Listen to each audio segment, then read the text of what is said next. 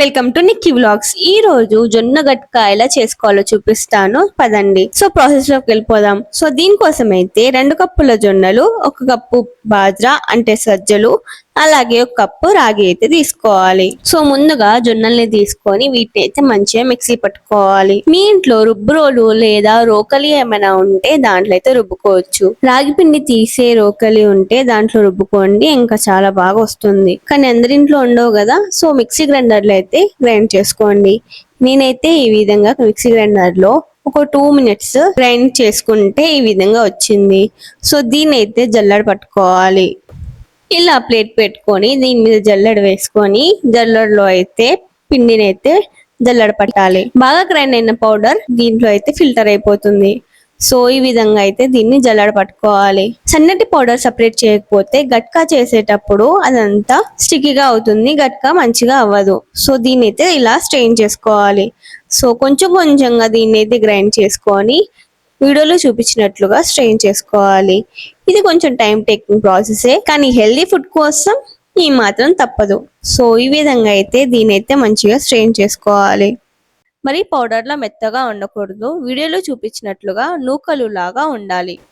మనం ఫిల్టర్ చేసుకున్న పౌడర్ ఉంది కదా, దీన్ని అయితే రొట్టెలు చేసుకోవచ్చు. అది ఎలా చేసుకోవాలో నెక్స్ట్ వీడియోలో చూపిస్తాను. ఇప్పుడు దీన్ని అయితే పక్కన పెట్టుకుందాము. జొన్నలు ఫస్ట్ అయితే గ్రైండ్ చేసుకొని పక్కన పెట్టేసుకోవాలి. ఇప్పుడు సజ్జలు తీసుకొని వీటిని అయితే అదే మిక్సీ జార్లో వేసుకొని మరీ మెత్తగా కాకుండా మరి పెద్దగా ఉండకుండా నూకల్లాగా గ్రైండ్ చేసుకోవాలి. సో ఇలా గ్రైండ్ చేసుకున్న దాన్ని జొన్నల నూకల్లో యాడ్ చేసుకోవాలి. అలాగే ఇప్పుడు రాగి గింజల్ని తీసుకొని వీటిని కూడా మిక్సీ చేసుకొని దీంట్లో అయితే యాడ్ చేసుకోవాలి. మొత్తం ఒకటేసారి గ్రైండ్ చేసుకోవచ్చు కదా అని మీకు డౌట్ రావచ్చు. మొత్తం ఒకటేసారి గ్రైండ్ చేసుకుంటే రాగి అలాగే సజ్జలు మెత్తగా మిక్సీ పట్టేసి ఫిల్టర్ చేసేటప్పుడు ఆ పొడి అంతా వెళ్ళిపోతుంది, కాబట్టి ఈ విధంగా సపరేట్ గా గ్రైండ్ చేసుకోవాలి. సో ఇప్పుడు ఈ మూడింటిని అయితే మంచిగా మిక్స్ చేసుకోవాలి. అంతే, ఎంతో హెల్దీ అయిన జొన్న గట్కా నూకల్ని అయితే ప్రిపేర్ చేసుకున్నాము. నెక్స్ట్ వీడియోలో దీన్ని ఎలా ప్రిపేర్ చేయాలో చూపిస్తాను. ఈ జొన్న గట్క తినడం వల్ల చాలా హెల్త్ బెనిఫిట్స్ అయితే ఉన్నాయి. ఎందుకంటే దీంట్లో కాల్షియం, పొటాషియం, ఐరన్, ఫాస్ఫరస్ అలాగే విటమిన్స్ ఉండడం వల్ల బాడీ ఎంతో హెల్దీగా అవుతుంది. ఎందుకని అంటారు కదా, ఓల్డ్ ఇస్ గోల్డ్ అంటే.